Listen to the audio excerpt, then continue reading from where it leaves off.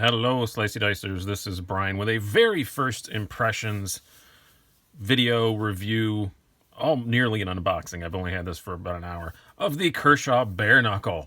I know you guys are really eager to see something about this. I was super eager to get my hands on it. We've been waiting on this all damn year. As spoiler, it was worth the wait. It's pretty darn good. It really, really is. This is a USA made, basically, larger version of the Kershaw Atrix. The rest are all made in China. This is made here in America with 14C28N steel. And it's got the similar construction to what you see from other American Kershaws. You've got the same kind of textured aluminum handles, or not really texture, but the same finish aluminum handles. You've got 14C28N, all that stuff, kind of what you'd expect to see, but no speed safe. Ball bearings. Oh, it's fantastic. I'm very happy about that. Glad they're doing that in America. I hope they start doing it to stuff like the dividend and things. That would be awesome. If they made an M390 dividend on ball bearings, you wouldn't be able to get that thing out of my pocket. Really cool. I'm going to do a little comparison with the other Atrixes, Natri, before we go too much further. There is a Atrix Xl. I don't have that. The Atrix XL is basically similar construction to this. It's just pure G10, and it's roughly the same size as the Bareknuckle, but it's made in China, G10 with 14C28N steel. So here you have against the carbon fiber Atrix, which is the same size as the Speed Safe standard Atrix, which I think they're phasing out if I remember correctly, and the copper Atrix. You can see Daddy, Mama, Baby. I'm so sorry I did that. I don't know why I did that. That was embarrassing. We're gonna leave it in though. I'll take my licks for that one. Let's do another couple comparisons. Compare it to you have your. I'm gonna do the stats here in a minute to give you all your exact stats. But you can see it's a little bigger than a 940, and roughly the same as a PM2. Pretty darn close. Your exact stats are, I'll line it up here, a overall length of 8 1/4 inches, blade length of 3.5 inches, blade thickness pretty thin, 0.12. I don't even say that's pretty thin anymore. It's kind of just the way the industry is going. Handle thickness of 0.45, which is also pretty thin, and a weight pretty darn good. I weighed it in at 3.48 ounces, which it just squeaks in under that inch to ounce ratio thing that we all love so much. I really love the overall look of it. It looks kind of, even closed, it looks good. It's kind of future-y looking, I guess you'd call it, like the Atrix itself is. I really love the pocket clip. I love the look of that. The Kershaw on the pocket clip is not printed. It's just milled in, so it's a bit more subtle. I do like that. It's probably laser cut. It's probably not milled, but and then you have your Subframe Lock, which is a standard. It's the party piece of the Atrix line. I like the black hardware. I love the shade of this gray they chose. It's kind of a battleship gray. I really like the look of it. I think it looks great. The blade also, not bad. I have to say, 14C28N is always a good steel, and Kershaw developed it, so they're obviously really good at it with a heat treat. The grind is very good. It came super sharp. I will demonstrate here. Yep. You guys always complain because I don't do this much. Isn't this exciting? That's why I don't do it very much, because when I watch other people's videos, it bores me when they do that. But I'll try and do it more for you, I guess. But yeah, and also quality-wise, you guys are always going to ask about.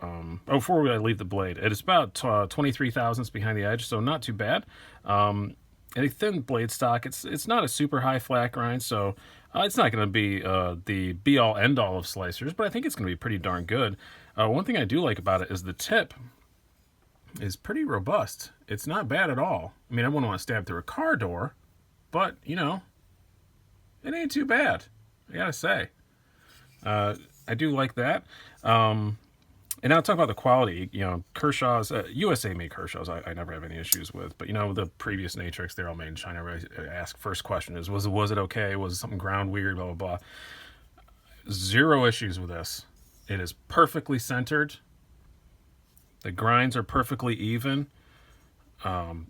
yeah, lockup is good. Everything is good. All is well in the world with this, for absolutely sure. And for, if I didn't mention before, $70. It's a very well-made knife for about $69.95, whatever the hell they are. It's very well built. Very happy with that. The deployment on it, the detent on this is like that much on the stiff side. I mean, it's one of those where, you know, you get a knife sometimes and it's a little bit stiffy, you know, like that's going to break in.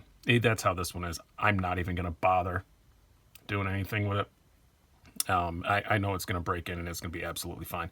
In a couple weeks, it'll be great. It's pretty darn good right now, but it definitely ain't going to fail it. That's for sure. It does have kind of a small flipper tab, so I think the detent's actually pretty good, but the flipper combined with the smaller flipper tab, but like I said, it'll break in. It's almost fall shutty out of the box, and I know from Kershaw's before, even the USA made ones, they usually need some lube, and I've not torn this apart yet. So I think once I tear it apart and lube it up, it'll be good. You'll see that in the full review or some inevitable comparison video it's going to get put into. I don't know exactly against what yet. Suggest down in the comments if you want to see the comparison, a comparison video of it. But yeah, the action on it's really good. Quite happy with it. Lock bar is very easy to get a hold of. Yep, I like it. And the subframe lock, by the way, if you guys don't know, if this is the first one of these you've seen with this, it is basically a kind of a frame lock, kind of a liner lock hybrid. So you can see it down there. It's screwed. You know, it's just kind of screwed to the aluminum scale there. So, and then it's just, this is the only part that's stainless steel. The rest of it's all aluminum. They did that on the 077, which is why this is the 7777 as kind of a tribute to that. Made in the USA. Yeah, I'm a fan so far. Also, by the way, it carries fantastic. It's thin in every dimension, and the way that it angles, that with that smaller flipper tab, doesn't touch anything in your pocket. It carries great. Why am I talking about it? Why don't I just show you? Sometimes these first impressions videos, I'm not as prepared as I usually am. But it's got good ramp on there. It's not gonna be able to demonstrate that here because it's hard to do this when it's in this thing. But trust me, putting it out of my pocket when I was standing up like a normal human, the ramp on it was fine. Yeah, nice deep carry. As you can see, you know, pocket ends here or here. Yep, and that's how much it's taken up. You can see the lump in there. Yeah, it's this is a pretty darn good knife. Maybe the pocket clip tension's a little bit high, but that's the only complaint I'd have about it. That's easily fixed, right? And it'll be fine. Yeah, I'm a fan.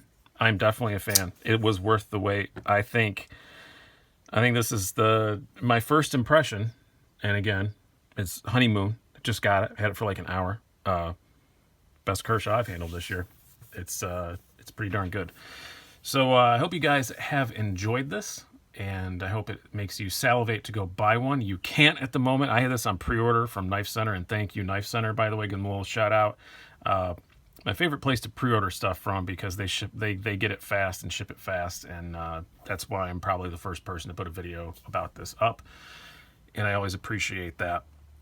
But I think they got enough into, like, barely, all the retailers got enough to barely fill the pre-orders, and now they're all sold out again. Same thing happened with the Atrix, and in a couple weeks they were available again. So if you missed out on one, don't worry. I don't think you're going to have to wait long. I think by the end of the year, you'll be able to get them back in stock again and get your hands on one. So I hope you guys have enjoyed this. I've been Brian. Have a good one.